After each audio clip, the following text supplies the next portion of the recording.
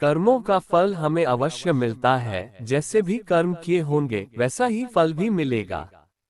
आधुनिक होने के चक्कर में इस सत्य को मत भूल जाना। मित्रों, हम अपने मानव जीवन में जैसे कर्म करते हैं, उनका वैसा ही फल हमको इस जीवन में भोगना पड़ता है। लेकिन हम इस बात को समय से समझ नहीं पाते। जब तक हमें इस बात का बोध होता है कि हमने जो भी कर्म किए हैं, उनका परिणाम क्या होगा, तब तक समय बहुत अधिक बीत चुका होता है। आइए आज हम जानते हैं कि यह कर्म कितने प्रकार के होते हैं। वीडियो शुरू करने से पहले हम बताना चाहते हैं, हमारे चैनल पे नए हो तो लाइक, कमेंट और सब्सक्राइब जरूर करें। आपकी एक लाइक से ही हमें प्रेरणा मिलती है। हमारे भारत में कई महापुरुषों ने धर्म के विषय में कई शोध किए हैं। हमारे पुरातन धर्म शास्त्रों में भी कर्मफल का बड़ा ही विस्तृत वर्णन किया गया है। उनके अध्ययन के अनुसार यह कर्म 3 प्रकार के होते हैं। पहला है क्रियमान कर्म। मानव जीवन में नित्य प्रति जो कर्म सुबह उठने से लेकर दिन भर कुछ भी क्रियाकलाप या कर्म किए जाते हैं, उन्हें क्रियमान कर्म कहा जाता है, क्योंकि इन कर्मों के करने से मानव जीवन गतिमान रहता है। क्योंकि मुर्दा या निर्जीव वस्तु कर्म करने में समर्थ नहीं हो सकती।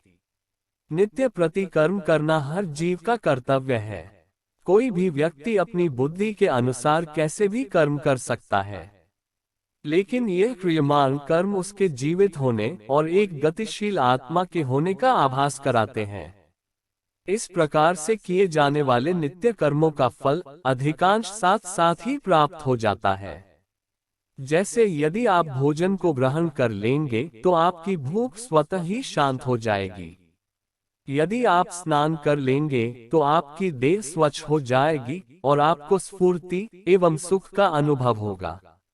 इन कर्मों को करने के लिए आपको कोई अतिरिक्त शक्ति का उपयोग नहीं करना पड़ता। जैसे कि दिन भर की थकान के बाद आपको निद्रा अपने आप ही आ जाएगी। आपकी थकान के उतर जाने पर आप स्वयं ही उठ जाएंगे। किंतु यदि आप आलस्य को धारण कर लेंगे तो आपका यह कर्म आपको जीवन की गति से दूर ले जाएगा। आपको इसके दुष्परिणाम भुगतने पड़ेंगे। इस प्रकार से किए जाने वाले कर्म क्रियमान कर्म कहलाते हैं। दूसरा कर्म है संचित कर्म। यह बात को निश्चित हो चुकी है कि आपको कर्म करने ही पड़ेंगे।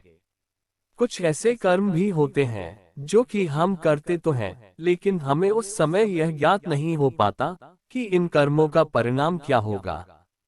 इस प्रकार से हम कुछ ऐसे कर्म भी करते हैं जो हमारी दृष्टि से बिल्कुल सही एवं सटीक होते हैं, किंतु प्रकृति, समाज एवं अन्य प्राणियों के दृष्टिकोण से उचित नहीं होते।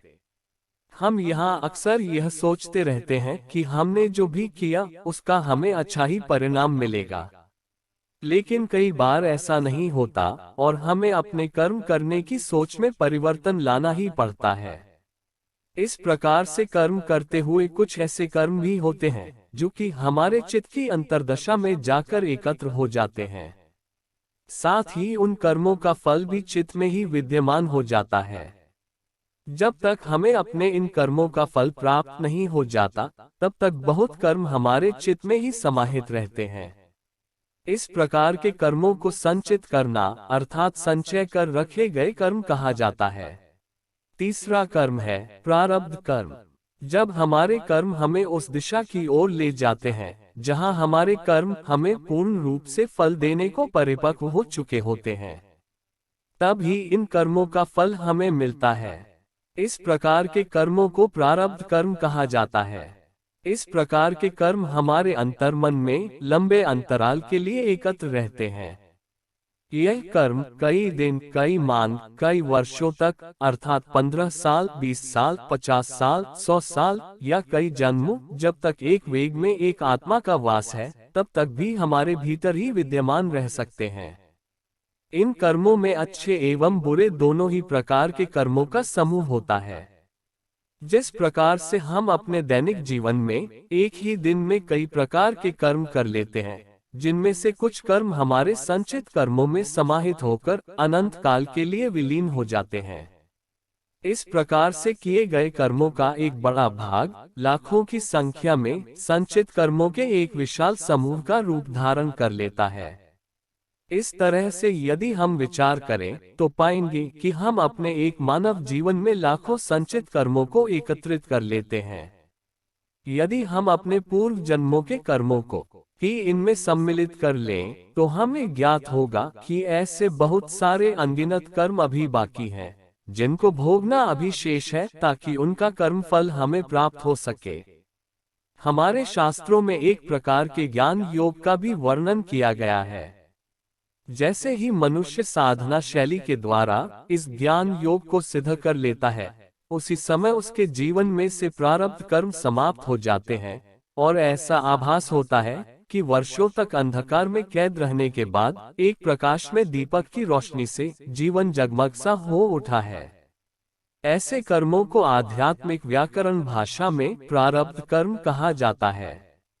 मित्रों, अपनी इस वीडियो के द्वारा हमने आपके सामने कर्म फल के सिद्धांत एवं कर्मों के प्रकार के विषय में कुछ जानकारी प्रस्तुत की है। भगवान श्री कृष्ण जी ने भी श्रीमद् भागवत गीता में कहा है, कर्मण्येवाधिकारस्ते मा फलेषु कदाचन मा कर्मफल हेतुर्भुर्मा ते संगोस्त्व कर्मणि। अर्थात तेरा कर्म करने में ही अधिकार है, उसके फलों में कभी नहीं। इसलिए तू फल की दृष्टि से कर्म मत कर, और न ही ऐसा सोच कि फल की आशा के बिना कर्म क्यों करूं। तुझे तेरे कर्मों का फल अवश्य ही प्राप्त होगा। यदि आप इस विषय में अपने विचार देना चाहते हैं तो कमेंट बॉक्स में अवश्य लिखें। आपको वीडियो अच्छी लगी होगी और आप हमारे चैनल पर नए हो तो लाइक और सब्सक्राइब जरूर करें। आपकी एक लाइक से ही हमें प्रेरणा मिलती है। धन्यवाद। जय श्री कृष्णा।